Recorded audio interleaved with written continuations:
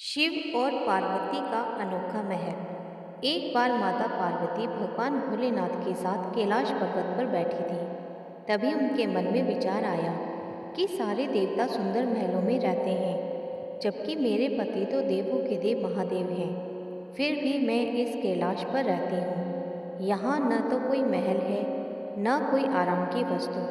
ऐसा सोचकर माता पार्वती ने भोलेनाथ से कहा, स्वामी, सारे देवता महलों में रहते हैं, आप क्यों इस कैलाश पर वास करते हैं?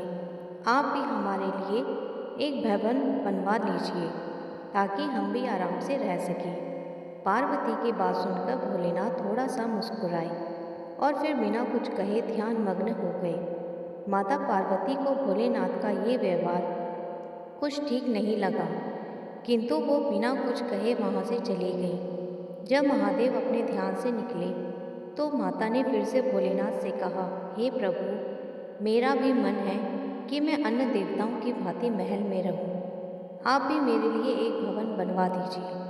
तब महादेव ने उनसे कहा, देवी, महल में रहना हम लोगों के लिए उचित नहीं है। किंतु माता पार्वती ने महादेव से हठपूर्वक कहा, प्रभु, आपको नहीं लगता कि आपको भी महल में रहना चाहिए? आपका महल तो स्वर्ग में बने हुए इंद्र के महल से भी उत्तम और भव्य होना चाहिए। अब तो हमें महल बना ही लेना चाहिए। महादेव ने माता पार्वती को बहुत समझाया। वे बोले, देवी, हम तो ठहरे योगी, खुले में रहने वाले हैं। हमें भवन का वातावरण रास नहीं आएगा।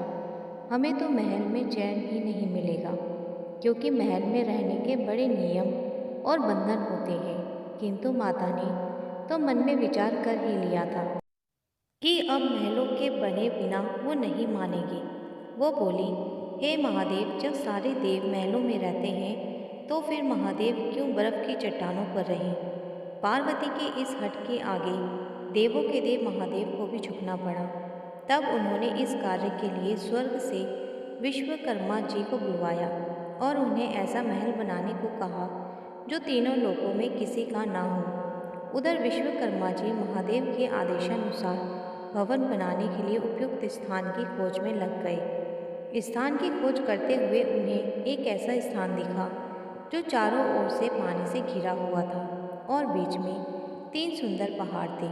वो पहाड़ तरह तरह के फूल और वनस्पति से ढके हुए थे। उस स्थान को देखकर विश्वकर्मा जी ने उसके बारे में माता पार्वती को बताया। जब माता पार्वती ने उस स्थान के बारे में सुना तो उन्होंने खुश होकर भवन बनाने का आदेश दिया। विश्वकर्मा जी ने भवन बनाने की शुरुआत की और अपनी विशिष्ट कला का परिचय देते हुए भवन के साथ साथ वहाँ एक सुंदर नगर का निर्माण भी कर दिया। वह नगर देखने में अति सुंदर था। विश्वकर्मा जी ने उस महल और नगर को सुंदर बनाने में अपना पूरा योगदान दे दिया था। जब उस महल को माता पार्वती ने देखा तो उनकी प्रसन्नता का ठिकाना न रहा।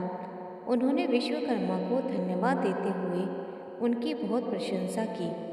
विश्वकर्मा माता पार्वती और भोलेनाथ को प्रणाम करके अपने लोक को चले गए। घर बनाने का कार्य तो पूर्ण हो चुका था। अब माता ने महादेव से कहकर गृह प्रवेश का शुभ मुहूर्त निकलवाया। गृह प्रवेश के समय ऋषि विश्वा को आचार्यत्व दिया गया था। सभी देवता भी उस समारोह में आए हुए थे। जिसने भी उस महल को देखा वही आश्चर्यचकित होकर उसकी प्रशंसा कर रहा था। वास्तव में वह भवन बना ही अद्भुत था। गृह प्रवेश विधि के पूर्ण होने के बाद महादेव ने आचार्य से दक्षिणा मांगने को कहा तो विश्वा ने मना कर दिया। वे बोले, प्रभु, क्या कोई भक्त अपने भगवान से कुछ मांगता है? ऐसा करके तो मैं पाप का भागी बन जाऊंगा। मुझे कोई दक्षिणा नहीं चाहिए। यह कहकर ऋषि विश्वा जाने लगे। तो महादेव ने कहा, ऋषिवर, आपको दक्षिणा तो लेनी पड़ेगी। जब तक आचार्य को दक्षिणा न दी जाए तब तक कोई शुभ कार्य पूरा नहीं होता है। महादेव की माया। ऋषि विश्वा का मन उस नए बने हुए नगर पर आ गया। बार बार आग्रह करने पर उन्होंने दक्षिणा के स्वरूप उन्होंने उस भवन सहित नगर को ही मांग लिया। ब्राह्मण को दक्षिणा के रूप में उसके मुंह मांगी वस्तु दी जाती है।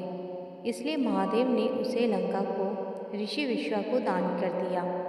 महादेव के द्वारा अपने भवन को दान कर देने से माता पार्वती क्रोध से भर उठी। उन्हें ऋषि की इस धृष्टता पर बड़ा क्रोध आ गया। उसी क्रोध में उन्होंने ऋषि विश्वा को श्राप दे दिया। वो बोली, तुम तो आश्चर्य कहलाने के लायक भी नहीं हो। महादेव की सरलता का लाभ उठाकर तुमने बड़ी कुटिलता से मेरे प्रिय महल को हर लिया है। इसके लिए मैं तुम्हें श्राप देती हूँ कि महादेव का ही भक्त एक दिन उस महल को जलाकर राख कर देगा। उसके साथ ही तुम्हारे कुल का विनाश आरंभ हो जाएगा। पुराणों के अनुसार ऋषि विश्वा ने वो नगर अपने पुत्र कुबेर को दे दिया, लेकिन कुबेर को निकालकर लंका पर रावण ने अपना अधिकार कर लिया। त्रेता युग में शिव के अवतार हनुमान जी ने उस लंका को जला दिया और उसके बाद विश्वा के समस्त कुल का विनाश श्री राम के द्वारा किया गया। उस कुल में एकमात्र विभीषण ही श्री राम की शरण में होने के कारण बच पाए।